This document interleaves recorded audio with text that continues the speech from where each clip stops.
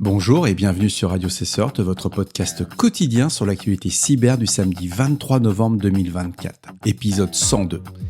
Je suis Marc-Frédéric Gomez, en direct de l'Île-de-France. J'espère que vous allez bien. Au programme aujourd'hui, TAC 110 et leurs outils AdVibe et CheriSpy. Des hackers russes exploitent des vulnérabilités pour déployer des malwares sophistiqués ciblant des organisations en Asie et en Europe. Encore des Russes, APT 28 ou 29, on verra. Ce sont des attaques Wi-Fi airborne par FancyBar en particulier. Des espions russes utilisent des réseaux Wi-Fi adjacents pour pénétrer les infrastructures des cibles. C'est pas mal comme article.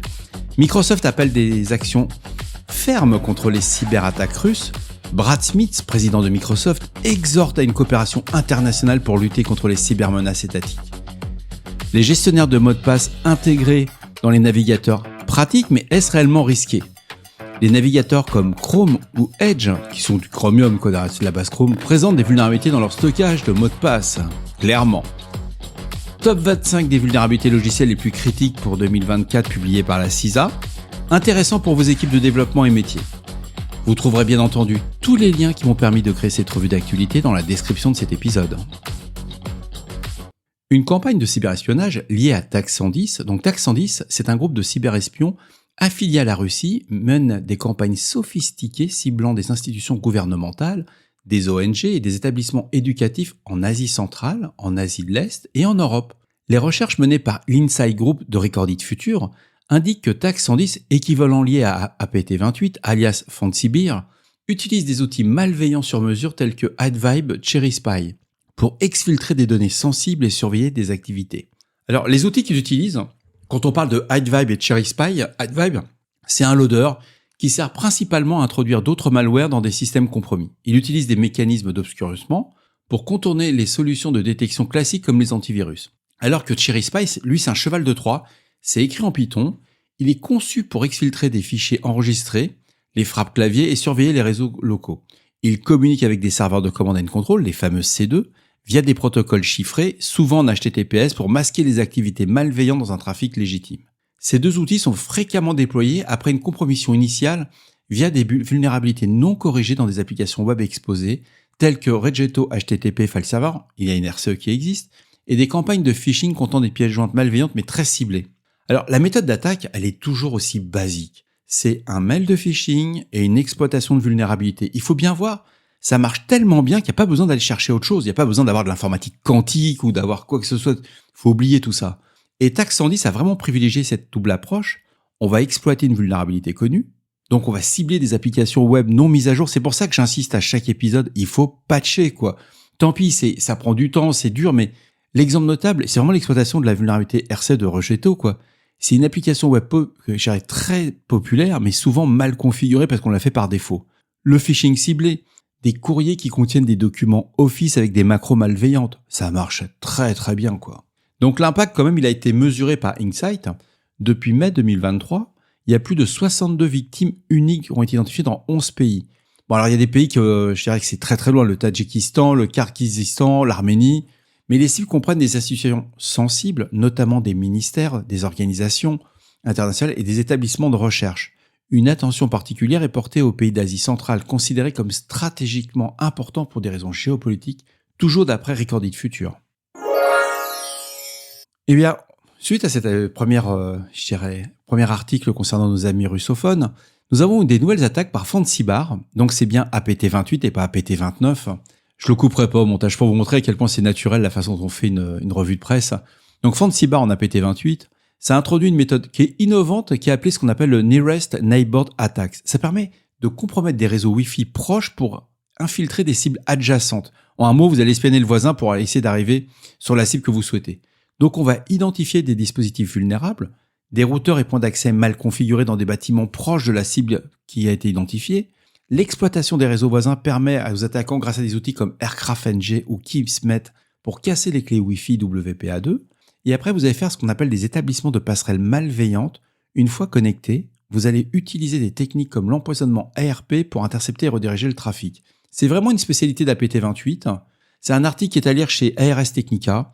C'est simple, c'est efficace, et il n'y a pas mieux pour espionner, quoi. Microsoft remonte des préoccupations sur les cyberattaques étatiques. Brad Smith, président de Microsoft, a mis en lumière, c'est un vice-président exactement, c'est pas lui le président, a mis en lumière une recrudescence des cyberattaques menées par des États comme la Russie, la Chine et l'Iran.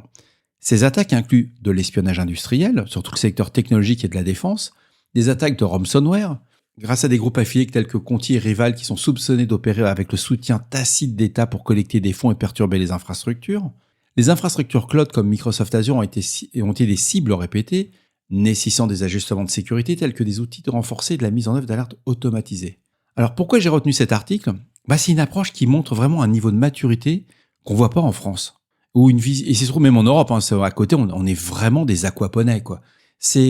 En France, si un chef d'entreprise va voir l'État pour lui dire, voilà, il y a des attaques à faire, il faut qu'on travaille ensemble, etc., il y aura conflit d'intérêts, on dira, le gars, il essaie de faire une entourloupe. Alors qu'aux États-Unis, ce qu'on peut constater, c'est qu'ils vont écouter et il y a des intérêts communs. C'est-à-dire que parce que le message a été envoyé directement au nouveau président des États-Unis, donc Donald Trump, mais il met un conflit d'intérêts. Il n'y a pas de conflit d'intérêts à leur niveau, ils ont le même ennemi. Avec des intérêts différents. Pour Microsoft, c'est continuer à vendre son business, à faire de l'Azure, etc., mais les États-Unis voient que ça pose des problèmes au niveau du quotidien des Américains et des entreprises. Et là, ils vont se dire, bon, on a un résultat commun, stoppons la menace ensemble, mettons des moyens et surtout, travaillons ensemble. C'est encore quelque chose on commence un peu à le voir, mais il y a il y a un long chemin. C'est-à-dire qu'aujourd'hui, je n'ai jamais vu un chef d'entreprise envoyer un mail au président de la République et de lui dire ça serait bien qu'on travaille avec l'ANSSI, la DGSI, la DGSE et qu'on aille mettre une rouste à des groupes russophones, par exemple. Comme quoi, les Américains, ils ont vraiment inventé la cybersécurité. Alors cet article que j'ai retenu à la demande d'un auditeur qui m'a posé des questions pourquoi j'avais des réserves sur les mots de passe stockés dans les navigateurs. Alors j'ai pris une source d'information clubique, c'est pas ce que j'appelle la plus technique, mais qui a un avantage, elle explique très bien pourquoi il faut pas stocker ces mots de passe dans les navigateurs. Premièrement, stockage en clair. Les mots de passe enregistrés sont accessibles via des outils comme Nearsoft ou le web browser Passview sur un terminal qui a été compris. C'est-à-dire que vous récupérez un PC, vous l'avez acheté par exemple sur une foire au troc, un truc d'occasion. La personne l'a pas formaté, vous allez regarder dedans, vous voyez tout en clair. Vous avez accès à un PC sur une personne qui a des moyens de paiement, c'est pareil. Il y a une absence de chiffrement renforcé. Alors il y a des solutions commerciales, vous pouvez voir du LastPass, du Bitwarden et autres. Je les mets pas en avant, mais c'est des solutions qui vont amener un peu plus de robustesse.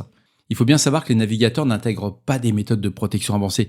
C'est comme une voiture, c'est-à-dire que vous avez la voiture d'entrée de gamme. Effectivement, vous pouvez avoir une bagnole avec 4 roues, de l'ABS, de l'ESP, etc. Mais c'est pas ça qui va vous protéger réellement, quoi. Et puis toutes les attaques locales, l'accès physique à une machine permet de contourner les protections, d'extraire toutes les informations sensibles. Moi, en forensique, c'est ce que j'ai appris dans mon cours avec le sens. Au début, c'était pour moi le côté mystérieux. Bon, c'est une ligne de commande, vous exfiltrez tous les mots de passe, quoi. C'est terrible, parce que quand vous faites la démo après, même à titre personnel, vous allez voir votre famille, vous dites, bon, t'as protégé ton PC, j'ai suivi toutes les règles, papa, ça craint rien. Ok.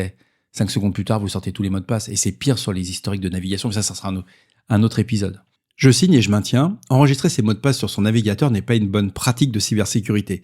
Cela s'appelle être un informaticien de base. Voir une Madame Michu, c'est une rêve spécialement pour Stéphane Bortsmeyer. Et encore, Madame Michu, je la trouve plutôt sympa.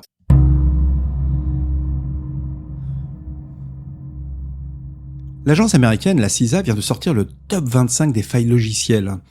Alors, c'est hyper intéressant parce que c'est les 25 failles les plus exploitées. C'est ça qui est intéressant. C'est pas juste des vulnérabilités. On n'est pas sur les 30 000 vulnérabilités habituelles.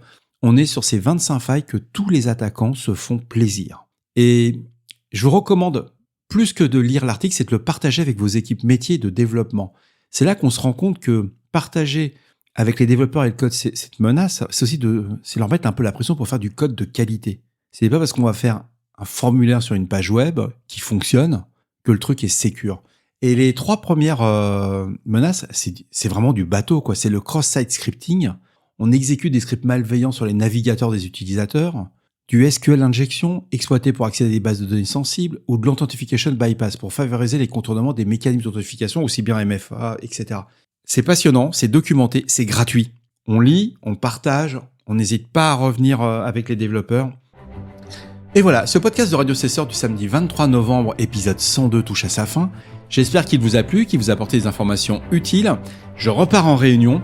Ouais, je sais, un samedi, on est des furieux chez nous. N'oubliez pas, si vous avez des questions, des suggestions de sujets que vous souhaitez voir abordés dans nos prochaines émissions, laissez-moi un message sur le répondeur de Radio Cesseur au 07 68 72 20 09, 07 68 72 20 09.